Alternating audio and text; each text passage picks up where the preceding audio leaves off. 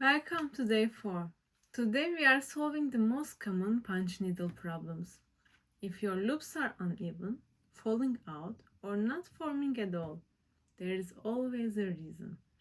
And most of the time, it's a small technical detail. Let's go step by step. If your loops look different in height or messy, the fabric tension might be the problem. Is it still tight like a drum? As you work, the fabric can loosen slightly. If it feels softer, just tighten your hoop again. Loose fabric makes unstable loops. Or maybe needle depth is the problem. Make sure you are pushing the needle all the way down each time. It needs to reach the same depth constantly. Otherwise, your loop height will change. Another reason can be lifting too high. You only need to lift it enough to move forward. If you pull it out too much between stitches, the loops can loosen or even come out. If your loops aren't building properly or they keep falling out, the first thing to check is your yarn flow. The yarn needs to move freely. If you feel any resistance, stop for a moment. Don't force it. Sometimes your arm is resting on the yarn without you noticing. Sometimes there is knot inside the ball. Or a small factory knot gets stuck. The yarn might even be tangled inside the needle. If you find the knot, simply cut it. Rethread the needle.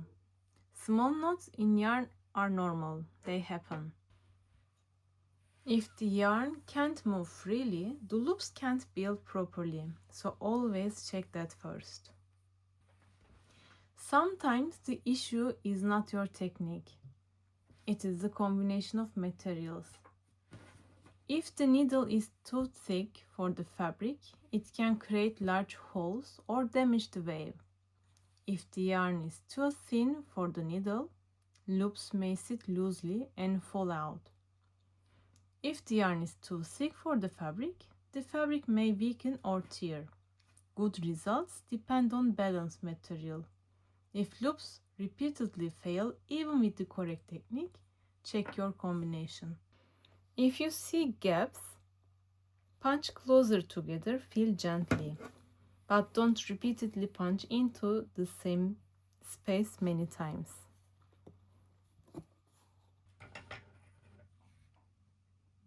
Even strong fabric has limits.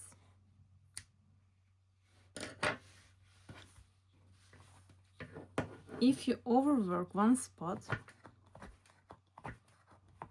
the fabric can weaken and eventually stop holding loops.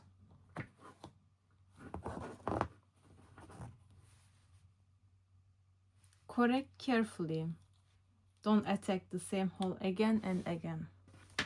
When changing yarn, leave a slightly longer tail on the back. Not too long, but not extremely short either. Why? Because when filling around that area, you might accidentally catch the yarn behind. If the tail is too short, loops can pull out. With a little extra length, you can gently readjust if needed. If you create uneven loops, you can also correct them from the front side. And that small extra length helps. It gives you room to fix small mistakes calmly. If something looks off, pause. Turn the hoop around. Look at the front side carefully. Adjust one thing at a time. Tension, needle depth, yarn flow. Most problems are mechanical, not artistic. Punch needle is not about perfection. It's about understanding the system. Fabric, needle, yarn, movement. When those work together, loops build naturally. When something feels wrong, there is always a reason. And now you know how to find it. In the next video, we move from fixing problems to shaping texture intentionally. See you in day 5.